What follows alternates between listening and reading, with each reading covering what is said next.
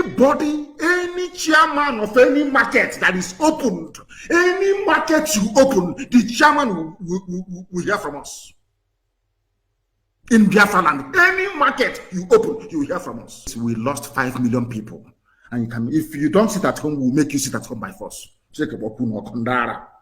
People, no wonder we are suffering. You would have no appreciation of the sacrifice of the dead. You think everything is mercantilism, is buying and selling. You convert every situation into a currency. You always look at the monetary value of every circumstance you find yourself in. That is why we have saboteurs and traitors within. They want to convert their position into money so that Abuja can recognize them and come and give them money. But we'll get all of you one after. And they are so-called political elites. Everybody wants to be politically correct.